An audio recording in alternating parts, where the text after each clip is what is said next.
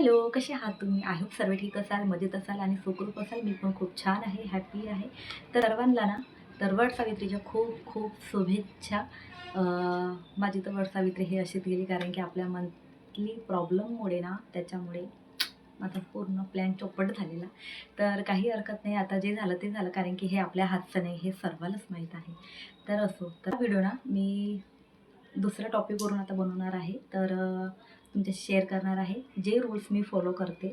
Specially हा video ना फक्त मुलांसाठी आहे. पहिले सांगते की हा मुलांसाठी आहे आणि मुलांच्या ह्याच्यातून आपल्याला सकाळच्या टायमाला गडबड नको व्हायला. तर त्यासाठी हा छोटासा मी व्हिडिओ बनवलेला आहे. तर प्लीज शेवटपर्यंत ना व्हिडिओ नक्की बघा, स्किप करू नका. आणि जर व्हिडिओ जर आवडला असेल तर प्लीज लाईक करा, शेअर करा आणि सबस्क्राईब करायला तर प्लीज विसरू नका. तर चला, सकाळच्या टायमाला काय होते सर्वात अगोदर पहिले हे सांगते. रात्रीच्या टायमाला तर मी मोठसुद्धा भिजू नाही घातली. आता सकाळला तर भाजीला काहीच नाही आहे. आता काय करू? फ्रीज 10 वेळा खोलू, बघायचं, फ्रीजमध्ये पण काही नाही आहे, काहीच नाही. आता टायमावर काय करायचं? ते पण नाही. प्रेस प्रेसचा वायर तुटू. आता मुलांचे कपडे तरी कशी प्रेस करू? लाईन पण गेली. टिफिन मी घासायचीच विसरली. बॉटलसुद्धा क्लीन करायचीच विसरली. बॅस्केटमध्येच राहून गेला. बॅस्केटसुद्धा क्लीन करायचे विसरून गेली. मग आता काय करायचं? आणि सकाळचं तो टेन्शन. एकजण चाय मागते, एकजण पाणी मागते, एकजण दूध बिस्किट मागते. काय करायचं ह्या टायमाला? स्वयंपाक करायचा. स्वयंपाकाचं भाजीचं टेन्शन घ्यायचं सकाळला, की ह्या गोष्टीमध्ये सर्व आपण चक्रावला जातो आणि आखरी असं होऊन बसतो, की कळत नाही की काय करायचं बा म्हणून. पण अशा गोष्टी तुमच्याशी नको व्हायला, त्यासाठी ना हा व्हिडिओ तुमच्याशी शेअर करत आहे मी. तर मी काय करते, मी माझ्यावरून सर्व गोष्टी तुम्हाला सांगते. तर मी खूप वर्षापासून मी पण काही खूप शिकलेली नव्हती. ह्या गोष्टी ह्या चुकामधूनच मी शिकलेली आहे. तर आता मी खूप व्यवस्थित आणि प्रॉपर ह्या गोष्टी करते. तर काय करते ना, मुलं स्कूलमधून आले, माझं कितीही काम असो, माझं पार्लरचं असेल, लेट कधी झालं असेल तरी चालेल, पण मी टिफिन बाहेर काढल्याशिवाय ना राहत नाही. टिफिन बाहेर काढते, बॉटल क्लीन करून, पाणी फेकून आणि सुकवायला ठेवून देते. जे आपलं भांड्याचं टोपलं वगैरे राहतं, म्हणजे पाणी पूर्ण निथळून जाते आणि बॉटल छान सुकून जाते, म्हणजे स्मेल वगैरे लागणार नाही. आणि मग सुकल्यानंतर पॅक करून परत तिथे ठेवून देते. आणि बॅस्केटसुद्धा व्यवस्थित बघून घेते की भाजी सांडली नाही आहे ना, तेल तर लीक तर नाही झालेलं आहे ना. तुम्हाला माहीत आहे कितीही डब्बे चांगले राहिले ना, कुठे ना कुठे थोडंफार लीक होतातच. तर ते तर नाही आहे ना. तर जर खराब जर राहिलं तर काय करते ना, तेव्हाच मी धुवून टाकते आणि उन्हामध्ये सुकवायला ठेवून देते. कारण की मुलं 3-4ला घरी परत येतात सर्वांचेच. तर काय होते ना, आपण जर सकाळला जर ह्या गोष्टी करू ना, तर टिफिन बॅगमध्ये खराब त्या टिफिन बास्केटमध्ये आपल्याला परत ते बॉटल टाका, टिफिन टाका आणि बिचाऱ्याला द्या. तर असं नको व्हायला म्हणून अगोदरच ना पहिले पूर्ण बॅस्केटसुद्धा पण बघते. मला सवय आहे की असं नाही की टिफिन काढलं, बॉटल काढली आणि बॅस्केट अशी लटकून ठेवून दिली आणि सकाळी लागतो तर काय स्मेल.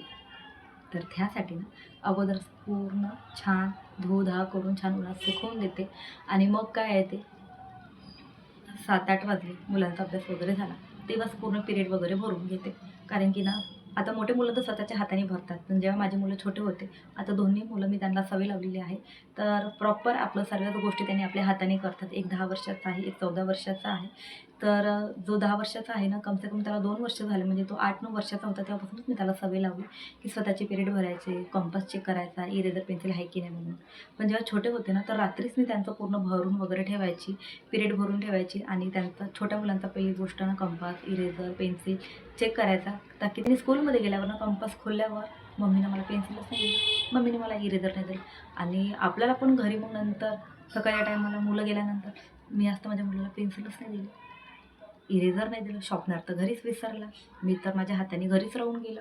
तर मुलांना ना खरंच स्कूलमध्ये खूप परेशानी होते. कोणी दिलं तर बरं, नाही दिलं तर बिचारे मग आपले असे रडत बसतात. तर असं मुलांसोबत नको व्हायला. तर ह्यासाठी मग मी रात्रीच काय करायची ना, त्यांचा अभ्यास वगैरे झाला तेव्हाच त्यांचे पिरियड भरून घ्यायचे, कंपास वगैरे भरून घ्यायची त्यांचा. काही पेन्सिल वगैरे तुटली असेल त्यांना शॉप करून द्यायची. इरेझर वगैरे पूर्ण त्यांचं इरेझर, पेन्सिल शॉपनं सगळ्याच गोष्टी रात्री बघितल्या की त्यानंतर काय करायची, त्यांचे कपडे बघायचे. कारण की 2 ड्रेस राहतात.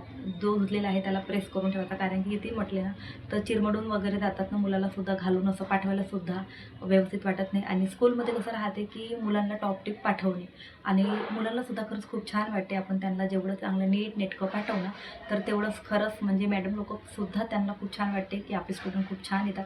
आणि मुलांनासुद्धा खूप छान फील होतात की खरंच खूप छान तऱ्हेनं माझे म्हणजे खूप छान तऱ्हेने माझ्या आईने मला खूप छान रेडी करून पाठवलं आणि त्यांना पण खूप छान फील होते. आपण कसं बघा चिरमटले जर कपडे घातले ना खूप असं बॅड फील होते. आणि छान प्रेस केलेले कडक मस्त इस्त्री मारलेले कपडे घालून ना खूप छान असं वाटते की वॉव मी किती छान आहे.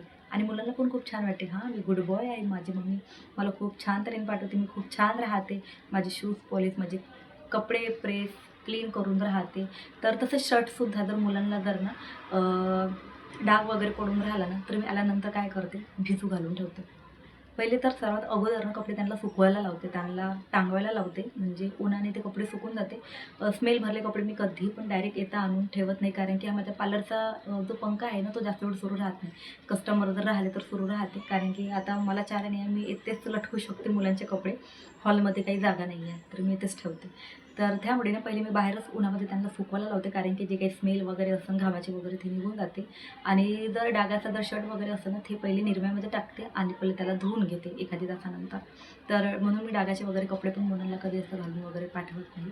आणि त्यानुसार ना काय होते ना, एक आपल्याला पण खूप छान फील होते की माझा मुलगा खूप छान नीटनेटकं त्यांना पाठवते.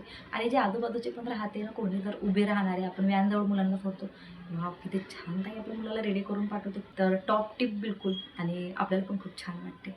तर आणि मुलांना पण खूप तशाच छान सवय पडते आणि नीटनेटकं व्यवस्थित राहतं. आपण जर प्रॉपर मुलांना जर ठेवू ना तर त्यांना तशी सवय पडते. माझ्या मोठ्या मुलांना तर, छोटा मुलगा तर तेवढा नाही, पण मोठ्या मुलाला खरंच खूप व्यवस्थित पाहिजे सर्व गोष्टी. त्यातून तो एवढा चिडचिड करतो ना, त्याला जर कोणती गोष्ट व्यवस्थित नाही झाली तर कारण की त्याला सवय तशी पडली आहे, त्याला सवय तशी लावली आहे मी अगोदरपासून. तर हे गोष्ट झाली. आणि मग काय होते, कपडे वगैरे झाले तर शूजसुद्धा पॉलिश करून ठेवते. कारण की ना मग सकाळच्या टायमाला काय करायचं, पॉलिशचं कुठं गेलं आहे, गाडी लवकर येत आहे, टाईम झालेला आहे, मग आता पॉलिश कसं करू, तू असंच नाही, तसं नको व्हायला. कारण की मुलांचे ना मुलं स्कूलमध्ये खेळतात आणि खूप शूज खराब वगैरे होऊन जातात आणि मग ते धूळ भरलेले रस्ते बिचारे घालून जातात. कारण की सकाळच्या टायमामध्ये आपण पण खूप घाईमध्ये राहतो आणि लगेच गाडी येऊन जाते. कारण की टायमापर्यंत ना, गाडीच्या टायमापर्यंत कधी कधी होत पण नाही, मुलांचे होत नाही ना आपलेसुद्धा होत नाही. तर असं नको व्हायला. तर म्हणून रात्रीच मी पूर्ण शूज वगैरे क्लीन करून ठेवते, पॉलिश वगैरे करून ठेवते.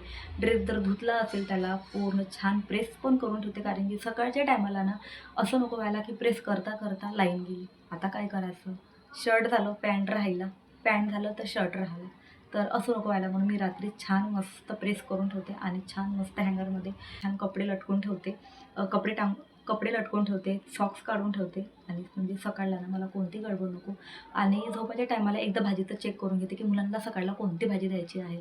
जर कडधान्य द्यायचं असेल तर मी रात्रीच कडधान्य भिजू घालून ठेवते. आणि सपोज भाजीचं वगैरे काही द्यायचं वगैरे असेल ना तर बघून ठेवते की मला मुलांना ही भाजी द्यायची आहे. म्हणजे सकाळला उठून ना सर्वात मोठं टेन्शन आईला असते भाजीचं. तर चाट बनवणार आहे. तर मी चाटचा व्हिडिओ ना तो दुसरा तो ब्लॉग राहणार आहे. तर ते व्हिडिओ नक्की बघाल. मला वाटते तो पण तुम्हाला खरंच खूप छान तुम्हाला खूप फायदेशीर राहील आणि खूप छान तुम्हाला फायदेशीर ठरेल मला असं वाटते. तर मग ते सर्व झालं, भाजीचं झालं. तर सकाळला काय होते ना, सकाळच्या टायमाला आपल्याला खरंच आपण एवढ्या कामातून मोकळं होऊन जातो की आपल्याला ते अर्धा तासचं काम ना आपलं सकाळला खूप मदतगार ठरेल. पहिली गोष्ट ना स्वतःसाठी वेळ. कारण की मला स्वतःला वेळ द्यायला भरपूर आवडते, हे तुम्हाला अगोदरपासून सांगितलेलं आहे. कारण की सकाळला अर्धा तास वॉकला जाते, तिकडून आल्यानंतर 5-10 मिनिट छान पाणी पिते आणि त्याच्यानंतर व्हिडिओ बघते की व्ह्यूज किती आले. जे माझे यूट्यूब चॅनल आहे त्याच्यावरचे व्ह्यूज बघते, लाईक्स बघते आणि त्यानंतर मी अजून परत आपल्या कामाला लागते.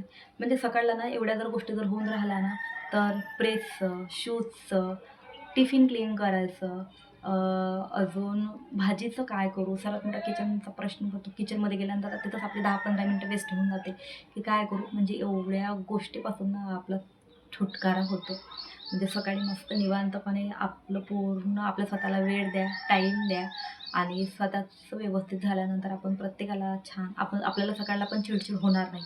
प्रत्येकाला मस्त छान आपण चाय देऊ, कोणाला काय पाहिजे ते सगळ्याच गोष्टी आपण त्यांना देऊ आणि मस्त मुलांना कपडे घालून, त्यांचा टिफिन हातामध्ये देऊन, त्यांना मस्त बाय बाय करू आणि आल्यानंतर ना असं छान निवांत बसू.